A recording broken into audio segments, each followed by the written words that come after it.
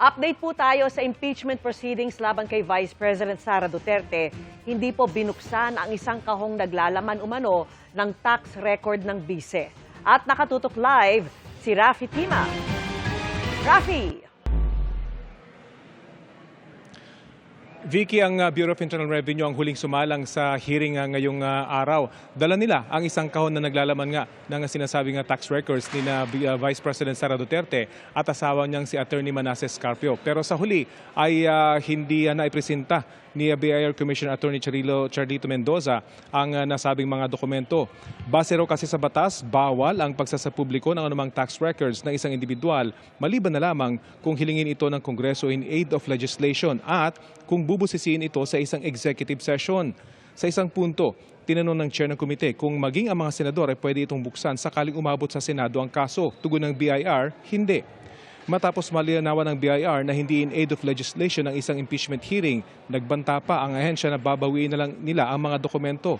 Sa huli, nagbotohan ng mga miyembro ng komite na ipagpaliban na lang muna ang issue ng dokumento mula sa BIR pero may iwan sa Kamara ang kahon na nakaselyo pa rin at pinirmahan ng BIR Commissioner para matiyak na mananatili itong sarado.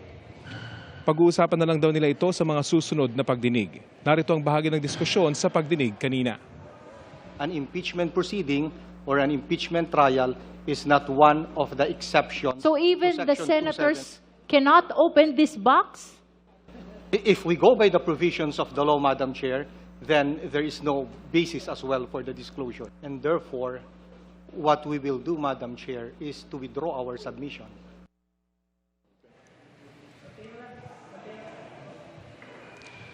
Bago ang BIR, sumalang ang Securities and Exchange Commission kung saan binusisi ang mga kumpanyang idineklara ni Vice President Sara Duterte sa ilan sa kanyang SALN.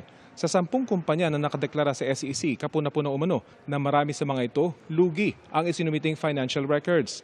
Pero kakaiba umano ang kaso ng GenCorp Industries Incorporated na binuksan para mag-operate ng restaurant.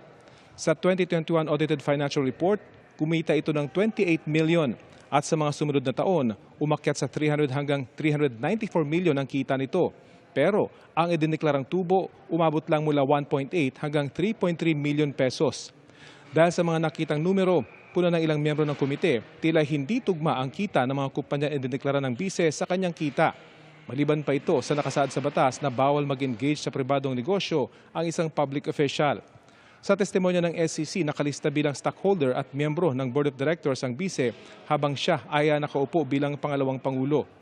Tulad sa nakaraang pagdinig, ilang beses tinawag ang Vice Presidente pero niwala siyang kinatawan sa pagdinig. Sinisikap pa ng GMA News na makuha ang panig ng bise ukol dito.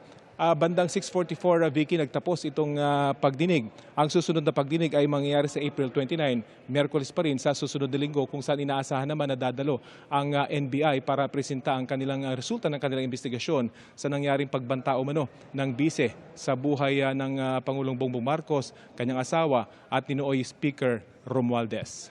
Vicky? Rafi, so ano na ngayon ang mangyayari doon nga sa kahon ng mga tax record? Sino raw yung magiging caretaker nito at bukod nga sa pagselyo at pagpirma sa kahon, paano raw matitiyak na walang magbubukas nito? Posibleng yung House Secretariat, Vicky, yung magsisecure nito at yung House Sergeant at Arms para nga mabusisi na ito sa mga susunod na pagdinig. Pero pag-uusapan pa rin nila yan, pagbubutan ulit nila yan kung talaga mabubuksan ito sa susunod na pagdinig at sa susunod na linggo na yan, Vicky. Okay. Maraming salamat sa iyo, Rafi Tima.